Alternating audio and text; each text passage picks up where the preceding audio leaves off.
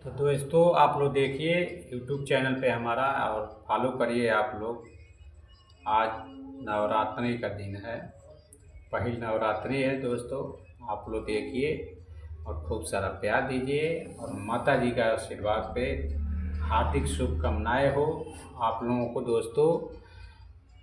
माता जी आप लोगों को अच्छा से रखें और बढ़िया से जो है कि आप लोग माता जी का व्रत मनाइए दोस्तों। हम भी मना रहे हैं माता जी का व्रत, 2 दिन रहते हैं दोस्तों। आप लोग कितना दिन रहते हैं आप लोग ज़रूर बताइए दोस्तों, क्योंकि माता जी का व्रत बहुत अच्छा लगता है हमको। व्रत रहते हैं तो जब भी माता जी का जो है व्रत आता है तो हमको बहुत खुशी होता है, बहुत अच्छा रहता है और दिल से हम माता जी को जो है कि मानते हैं और प्यार भी करते हैं दोस्तों। ठीक है, माता जी के हमेशा जो है कि हम पूजा पाठ भी करते हैं और सही से रखते हैं। तो दोस्तों आप लोग देखिए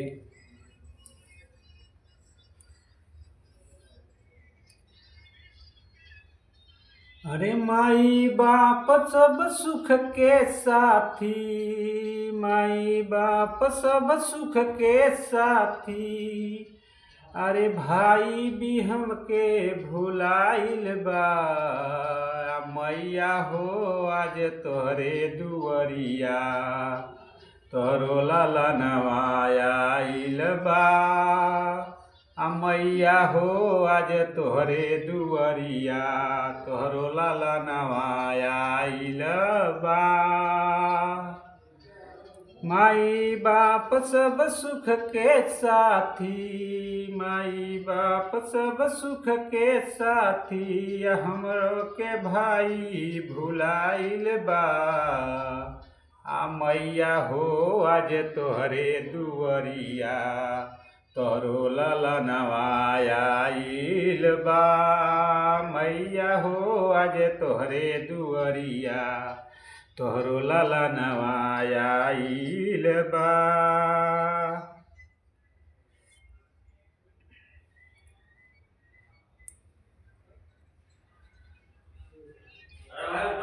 अरे भूख लागी त खियावे पड़ी पिजा राजा जी, भूख लागी त खियावे पड़ी पिजा राजा जी।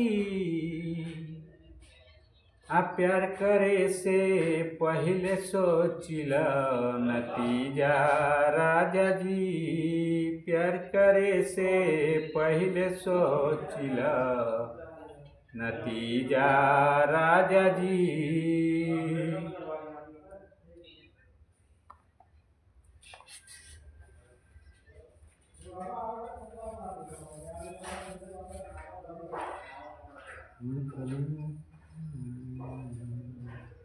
कवन फूलवा फूलेला हो अधीरतिया, कवन फूलवा फूलेला हो अधीरतिया। कवन भिनु सारवा खिलेना, कि कवन फूलवा फूलेला हो भिनु सारवा। कवन फूलवा फूलेला हो अधीरतिया, कवन भिनु सारवा खिलेला। दोस्तों आप लोग देखिए और लाइक कमेंट सब्सक्राइब जरूर करिए हमारे चैनल को और फॉलो जरूर करिए दोस्तों।